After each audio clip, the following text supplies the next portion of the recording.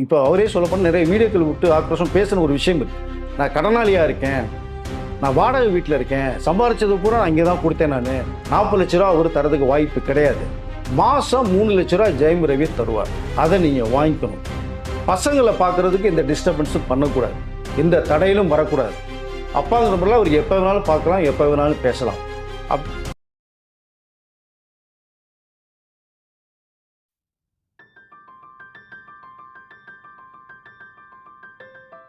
நேயர்களுக்கு வணக்கம். நம்மளோட வெங்கடேஷ் சார் இணைஞ்சிருக்காரு.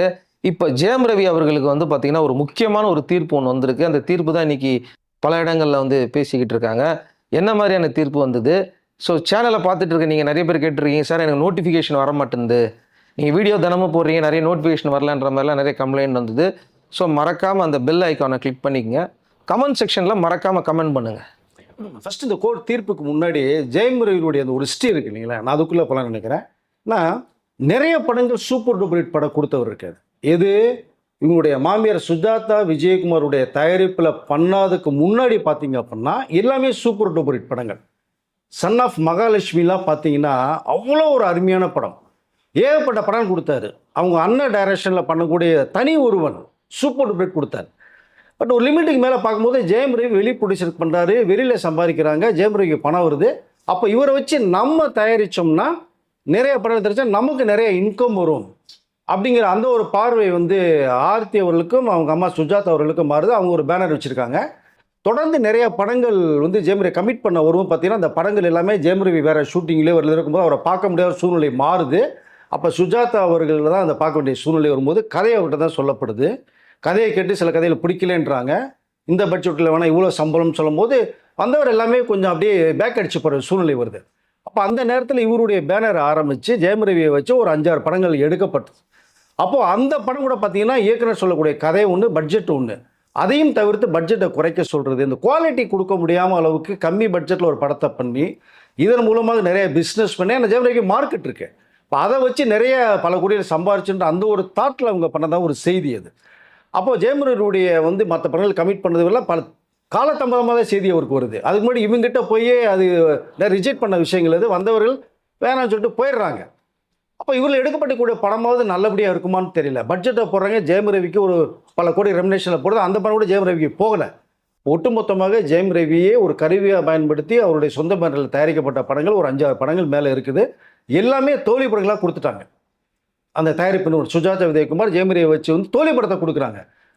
ரொம்ப பீக்கில் இருந்ததுடைய சூழ்நிலையே கொஞ்சம் மாறுது இதை. பட் அது கூட வந்த பணம், வெளியில் நடித்த பணம் எல்லாமே குடும்பத்துக்கு தான் அவர் செய்கிறார். பேங்க் அக்கௌண்ட்டே அவருக்கு இல்லைன்றாரு. ஏதோ ஏடிஎம் கார்டு ஒன்று இருந்தது, அதை கூட அவங்க வச்சுட்டாங்க, பணமே இல்லை. சில படம் ஹிட்டு போடும்போது நான் நடிகர் விக்ரம் கூட என்னடா மாப்பிள்ள அதை ட்ரீட்டு கூறன்னு சொல்லி கேட்கும்போது கூட காசு இல்லைங்கிட்ட வீட்டில் வாங்கி தான் பண்ணணும்னு சொல்லி சொல்லப்பட்ட ஒரு விஷயம் ஒன்று இருக்காது. அப்போது சம்பாதிக்கிற பணம் பூரா குடும்பத்துக்கு கொடுத்துட்டார், பாக்கெட்டில் எதுவும் கிடையாது. வெளிப்படங்கள் வர்றதையும் இவங்ககிட்ட போய் அதுவும் ரிஜெக்ட் ஆகுது. இவங்க சொந்த படம் எடுக்கிறது ஜெயம் ரவி வச்சு தோல்வி படங்களையா இந்த ப்ரொடியூசர் தர்றாரு. அதாவது பார்த்தீங்கன்னா நல்ல கதைகள் வருது, பட்ஜெட்டை குறைக்கிறோம் அப்படிங்கிற பேரில் தலையிட்டாலும் அந்த திரைப்படங்கள் குவாலிட்டியாக வராதனால சரியாக போகலை. ஆமாங்க, குவாலிட்டி கொடுத்தா தானேங்க. நீங்கள் விஷுவல் நீங்கள் பிஸ்னஸ் பேசும்போது பெரிய அளவில் பேசினீங்கன்னா வாங்குற டிஸ்ட்ரிபியூட்டர்னா லூஸ் ஆகுங்க. அந்த குவாலிட்டி எதிர்பார்ப்பாங்க. இல்லைனா அதுக்கு என்ன படம் பார்த்தோம் அதுக்குள்ளே மார்க்கெட் வேல்யூ தான் பேசுவாங்க. அப்போ அதெல்லாம் அவங்க பண்ணி ரொம்ப அதிக அளவில் சம்பாதிச்ச விஷயங்கள் இருக்க ஜெயம் ரவி வச்சு அது இவருக்கு காலத்தாமத செய்தியில் வருது, லேட்டாக தெரிய வருது. அதை இவர் யாரையும் ரீச் பண்ணவே முடியல, பார்க்க முடியல. அப்போ பார்த்தோம்னா வீட்டுக்கு போகிறாங்க, வீட்டில் போனால் ஆர்த்தி இருக்காங்க, ஒய்ஃப் இருக்காங்க, அம்மா இருக்காங்க. அவங்க ஒரு ப்ரொடியூசர்ன்றதுனால நான் தான். ரெண்டாவது பார்த்தீங்கன்னா என்னுடைய இன்னொரு அம்மா சுஜாதா அவர்கள் ஜெயம் ரவியே சொல்லியிருக்காரு. அப்போ இவரை நம்பிக்கை வச்சுருந்தார், அவங்க மேலே 2 பேர்த்து மேலேயுமே வச்சுருந்தார். அம்மாவோட சாணத்தில் வச்சுருந்தாருன்னா ஃப்ரீடம் கொடுத்தாரு. ஆனால் அதை அவங்க சரியாக யூஸ் பண்ணல. ஜெயம் ரவியுடைய அந்த வேல்யூவே கம்மியாக போச்சு அதை. பட் இது தவிர பார்த்தீங்கன்னா நிறைய படங்கள் நிறையா ஜெயம் ரவியிட்ட போய் ரீச் ஆகாமல் வேணாம் சொல்லப்பட்ட படம் நிறையா இருக்கு இல்லையா. அது ஜெயம் ரவி அதை கூட தகவல் வரும்போது தான் இப்படி அவர்கிட்ட நெருங்காமல் ஒரு படம் மிஸ் ஆனது. பார்த்தீங்கன்னா தலைவன் ஒரு படம் பாண்டியராஜ் டைரக்ஷனில் விஜய் சேதுபதி பண்ணார். சூப்பர் டூப்பர் ஹிட் படமாச்சு உங்களுக்கு. அது ஜெயம் ரவி பண்ண வேண்டிய ஒரு படம். அதுவும் நாலேஜுக்கு வரல, மிஸ் ஆகிடுச்சு. அதை மிஸ் ஆகிடுச்சுன்னா அவர்கிட்ட தகவல் போகலை, இவர்கள்ட்ட போய் அது ரிஜெக்ட் ஆகாத ஒரு விஷயமாக பார்க்கப்படுது அதை. ஸோ இப்படி தொடருடைய படங்கள் பண்ண முடியாமல் நிறைய ஹீரோயிசம் டாப் மோஸ்ட் பண்ண முடியாமல் போகுது. தனி ஒருவன் பார்ட் 2 எடுக்கிறது அவங்க அண்ணன் ராஜா ரெடியாக ஸ்கிரிப்ட் ஒர்க் பண்ணி வச்சுட்ருக்கார். அது பண்ணால் என்னுடைய வேலையை வேறு மாதிரி போகும். அதையும் சுஜாதா அவங்களுடைய பார்வை தான் போகுது. போய் அதையும் டேட்டு கொடுக்காம பணவனை பண்ண விடாம ராஜா கிட்ட போய் ஜெயம் ரவி சேர்ந்து பண்ணிடக்கூடாதுன்ற அந்த ஒரு கண்ணோட்டம் தெரியல. அதுவும் வந்து இது வரைக்குமே தயாரிக்கப்படலை. ஸோ ராஜா வந்து ஜெயம் ரவிக்காக வெயிட் பண்ணுறாரு. தனி ஒருவன் பார்ட் 2 ரவி தான் வெயிட் பண்ணிட்டு இருக்காரு. ஸோ இப்படிப்பட்ட ஒரு சூழ்நிலையில் சம்பாரிச்ச பணம் பூரா கொடுத்தாரு. வீடுகள், பெரிய பெரிய வீடுகள் வாங்கி கொடுத்துருக்காரு. பசங்க, ஒய்ஃப் அவ்வளோ பார்த்துக்கிட்ட ஒரு விஷயத்த தேவையில்லாமல் பல டார்ச்சர் பண்ணும்போது தான் ஒரு வெளியில் போன ஒரு சம்பவம் நிகழுது. அங்கே இப்போ அவர் என்ன பண்ணுறாரு, ஜெயம் ரவி வெளில போனதுக்கு அப்புறமேலு கோர்ட்டில் 2 பேருமே வந்து டைவர்ஸ்க்கு அப்ளை பண்ணிட்டாங்க. அது வந்து கேஸ் போய்கிட்டு இருக்கு. இந்த சமயத்தில் வந்து ஜெயம் ரவி நிறையா பணம் பண்ணிட்டு இருக்காரு. சம்பாரிச்சு யாராருக்கோ கொடுக்குறாரு.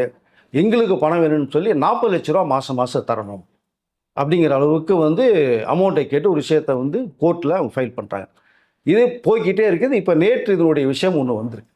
வரும்போது என்ன சொல்கிறாங்க, நீதியரசர்களே ஜட்ஜ்மெண்ட்டே என்ன வருது அப்படின்னா, 40 லட்ச ரூபாலாம் தர முடியாது. அவங்க பசங்களை பார்க்குறதுக்கு அப்பாவுக்கு ஜெயம் ரவிக்கு ரைட்ஸ் உரிமை இருக்குது. இனிமேல் இங்கே தடுக்கக்கூடாது, அவர் பார்க்கணும் பேசணும்னு சொன்னால் அப்படிங்கிற விஷயத்த ஒன்று தெளிவுபடுத்திட்டாங்க. 40 லட்ச ரூபா நீங்கள் கேட்குறீங்க. ஜெயம் ரவி இப்போ அவரே சொல்லப்போனால் நிறைய வீடியோக்கள் விட்டு ஆக்ரோஷம் பேசின ஒரு விஷயம் இருக்குது. நான் கடனாளியாக இருக்கேன், நான் வாடகை வீட்டில் இருக்கேன், சம்பாரிச்சது பூரா நான் இங்கே தான் கொடுத்தேன் நான் அப்படி விஷயம் தெளிவுபடுத்தினார். வீடியோ ஒன்று போட்டார் உங்களுக்கு அதை. ஸோ அப்போ அவர்கிட்டயே வந்து இவ்வளோ விஷயங்கள் சொல்லும் போது 2 பேருமே நீங்கள் சோசியல் மீடியாவில் கருத்துக்களை பகிர்ந்து ஒருத்தரை பேசிட்டீங்க. 40 லட்ச ரூபா அவர் தரதுக்கு வாய்ப்பு கிடையாது. மாதம் 3 லட்ச ரூபா ஜெயம் ரவி தருவார். அதை நீங்கள் வாங்கிக்கணும். பசங்களை பார்க்குறதுக்கு எந்த டிஸ்டர்பன்ஸும் பண்ணக்கூடாது, எந்த தடையிலும் வரக்கூடாது. அப்பாங்கிற முறையில் அவர் எப்போ வேணாலும் பார்க்கலாம், எப்போ வேணாலும் பேசலாம் அப்படிங்கிற விஷயத்தை வந்து ஒரு ஜட்ஜ்மெண்ட் நேற்று கொடுத்துருக்காங்க.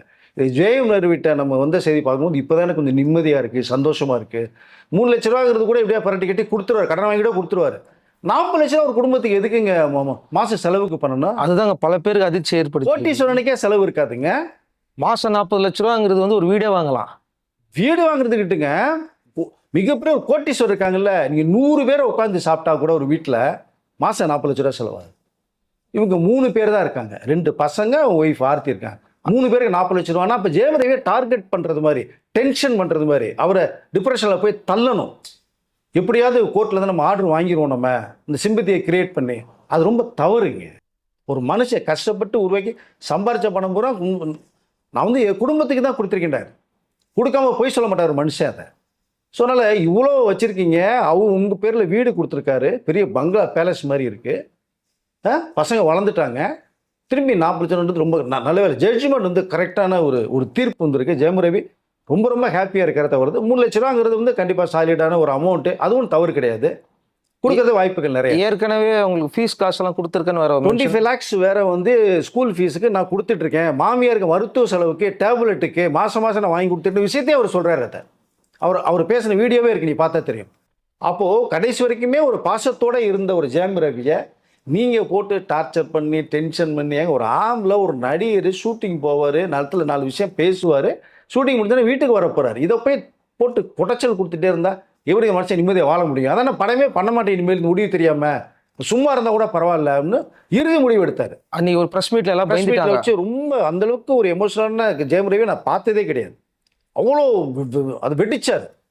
அதை கூட நிறைய பேர் ஜெயம் ரவி பிடிக்காதவங்க வந்து ட்ரக் அடிச்சுட்டு பேசுகிறாருலாம் பேசப்பட்டது. ஒரு மனுஷன் வேதனையோட கஷ்டப்பட்டு அழுது கண்ணீர் சிந்தி பேசுகிறத கூட அவர் இந்த தண்ணி அடிச்சுட்டு பேசுகிறார், ட்ரக் யூஸ் பண்ணிட்டு பேசுகிறாருன்னு சொல்கிறத வந்து மனசாட்சி இல்லாமல் பேசுனாங்க. அது கூட ஜெயம் ரவி அதாவது நம்ம பிடிக்காத 1000 பேர் பேசுதான்னு சொல்லி இதை கடந்து போனாங்க.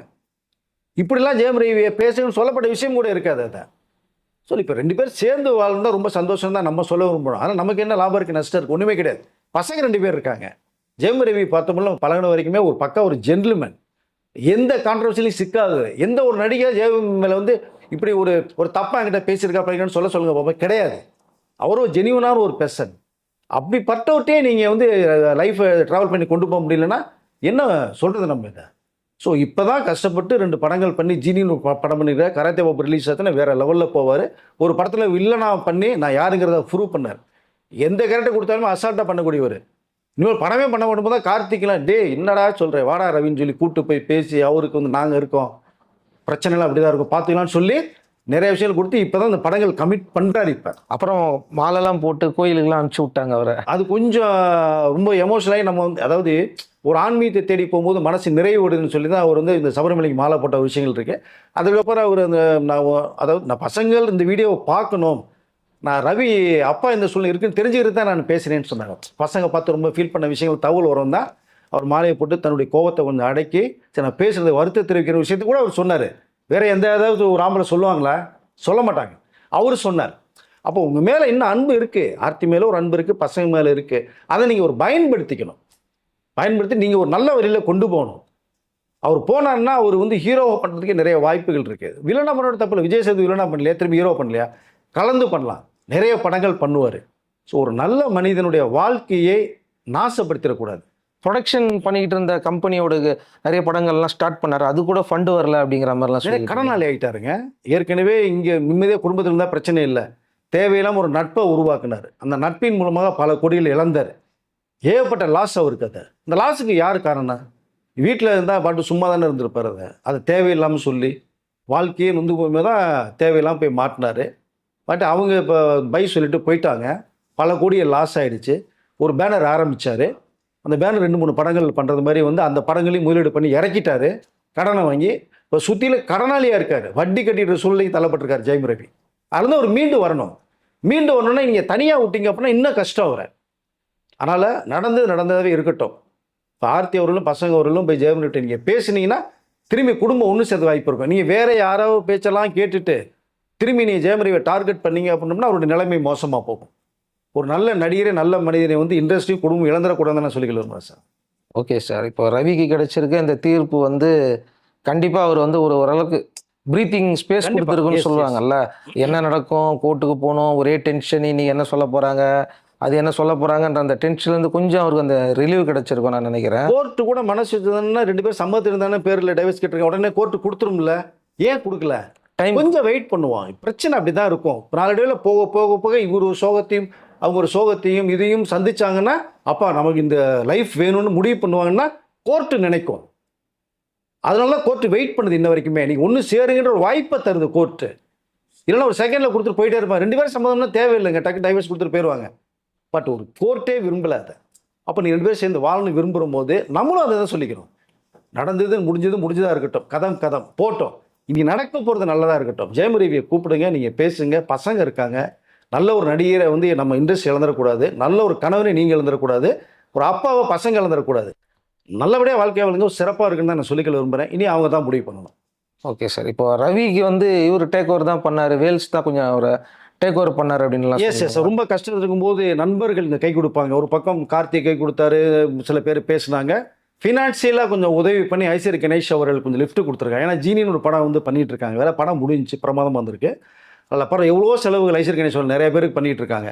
அதில் ஜெயம் ரவியுடைய பிரச்சனையும் முடிச்சிருக்காங்க. கண்டிப்பாக அது ஈக்குவலாக ஒரு படம் வந்து பண்ணி கொடுத்துறதுக்கு ஆச்சரியப்படல. ஜெயம் ரவி பண்ணி கொடுத்துருவாங்க. ஏன்னா நீங்கள் பார்த்தீங்கன்னா பிரதீப்ராஜனுடைய ஃபஸ்ட்டு படமே பார்த்தீங்கன்னா கோமாளி வந்து ஐஸ்வர்யா கணேஷ் படம் பிரதீப்ராஜனோட ஃபஸ்ட்டு டைரக்ஷனில் சூப்பர் டூப்ரேட்டான படம் ஜெயம் ரவி பண்ணது. ஸோ அந்த ஒரு நட்பு இருக்குது. ஃபினான்ஸ் உதவி கொடுத்தாரு.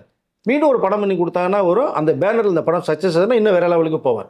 அதனால் ஜெயம் ரவி அடுத்த கட்டத்துக்கு கொண்டு போகிறதுக்கான பொறுப்பு இந்த குடும்பத்துக்கு இருக்குது. அப்பா அம்மாவை அண்ணனை விட்டுருங்க. உங்களை நம்பி வந்துட்டாங்க. நீங்கள் லவ் பண்ணவங்க கல்யாணம் பண்ணவங்க தான் நீங்கள். தேவையில்லாமல் மனக்கசப்பு இல்லை 3ஆம் மனுஷன் சொல்கிறத கேட்டுட்டு லைஃப் கெடுத்துக்க வேண்டாம். ஒரு நல்ல நடிகர், தயாரிப்பாளர் இருக்காங்க. இன்னமும் ஜெயம் வச்சு படம் மட்டும் தயாரிப்பாளர் நிறைய பேர் இருக்காங்க. ஸோ அதை வந்து ஆர்த்தி 2 பசங்க தான் முடிவு பண்ணணும். Okay sir. ஒரு நல்ல நடிகர் சில பிரச்சனைகளால் அப்படி முன்னுக்கு பின்னா மாறா போயிருக்கு. அடுத்தடுத்து எனக்கு தெரிஞ்சு இந்த மாதம் 30 லட்சம் கொடு 40 லட்சம் கொடுன்றதை விட 2 பேர் சேர்ந்து ட்ராவல் பண்ணாங்கன்னா ரொம்ப நல்லாயிருக்கும். அந்த ஃபேமிலி சேர்ந்து பண்ணிங்கன்னா குடும்பத்தில் வந்ததுன்னா பல கோடிகள் சம்பாதிக்க தான் போகிறாரு. அந்த கோடியில் உங்கள்கிட்ட தான் தரப்போகிறாரு. விளையாட்டை கொண்டு கொடுக்க போகிறாரு, இல்லை ரோட்டை தூக்கி போட்டுருவாரா? கிடையாது. அதை தயவுசெய்து புரிஞ்சுக்கிட்டாங்கன்னா இந்த மாதிரி பிரச்சனையில் வராத அளவுக்கு இருக்கும். Okay sir. மீண்டும் அடுத்த வீடியோவில் சந்திக்கலாம். கமெண்ட் செக்ஷனில் ரவிக்கு அவர் கிடைச்ச அந்த ஜட்ஜ்மெண்ட்டை பற்றி நீங்கள் என்ன நினைக்கிறீங்க கமெண்ட் செக்ஷனில் கமெண்ட் பண்ணுங்கள். வணக்கம் சார். நன்றி சார்.